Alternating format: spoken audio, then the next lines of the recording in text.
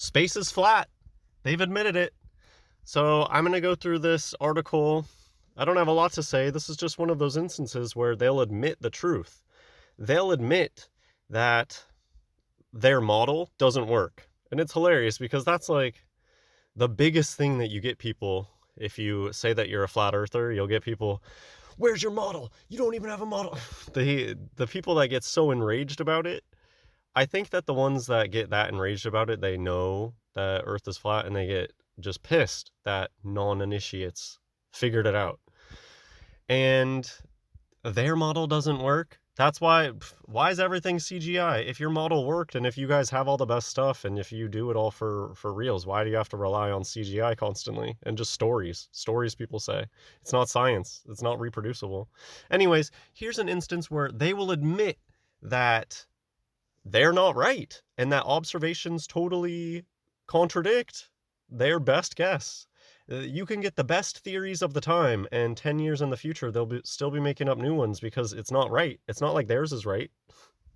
So, space has invisible walls. Yeah, it's called the firmament, and it's an optical device, and it separates the waters above from the waters below. But that's what they're referencing here.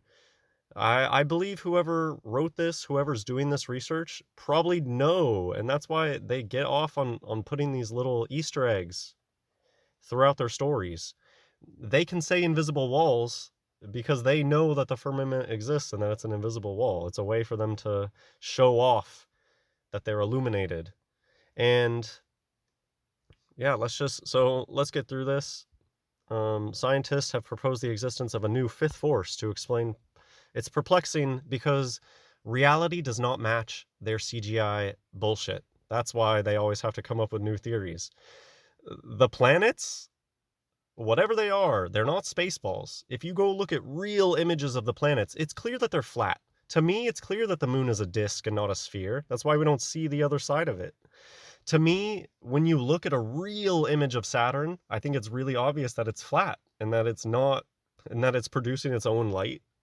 So many things about NASA's story are wrong. All you have to do is go outside and use your eyes for yourself. You'll see that it looks like there's a dome around you, and it looks like all the stars are basically the same distance away, and they're so bright. That doesn't match inverse square and NASA's story. You can't see something that's incredibly far away. It doesn't matter if they tell you it's humongous and a big ball and fiery. And you can see that it's not fiery either. The sun isn't fiery. That's another big lie. They show you so many CGI images of the sun looking like a fireball. These things, that's not what they are. They're lights. Okay. Just look at this. In other words, small galaxies captured by the gravitational pull of larger galaxies end up arranged in thin, flat planes or disks. Disks are not spheres. Planes. It's flat. Get over it. It's flat. Scientists have proposed many possible explanations, but the gap between theory and observation, it's because their theory is completely wrong. It's flat. Nobody is surprised by this who believes in flat Earth. So that's why it's all flat, because it's flat, because water's flat. Water lies flat. Water always finds its level, and there's waters above, and it's flat.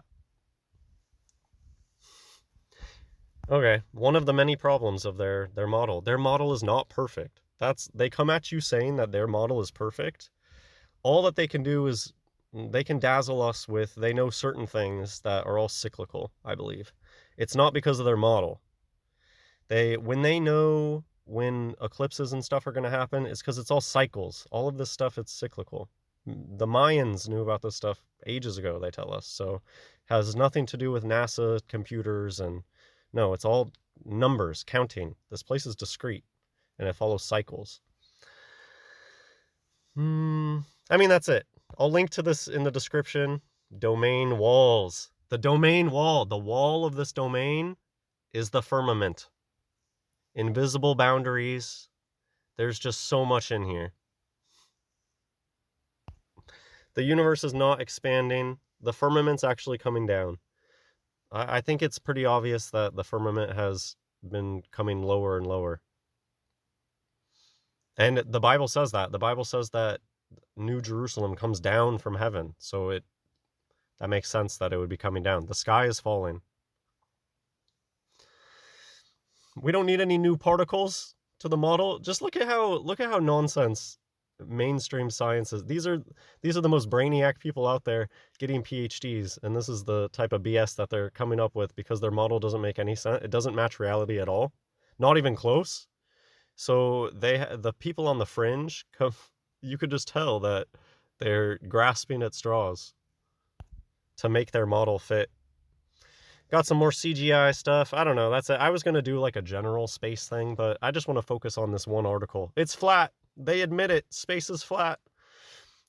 Look at this that I found. Maybe Crystal Azelton. Register today for our Space Cafe 33 minutes with Crystal Azelton. Why would anybody say, come talk to me for 33 minutes? Oh my goodness. They don't even hide it. And then look at the look. Look at the look. You'll be hard-pressed to find men out there today with bone structure like that. Anyways, God bless everyone.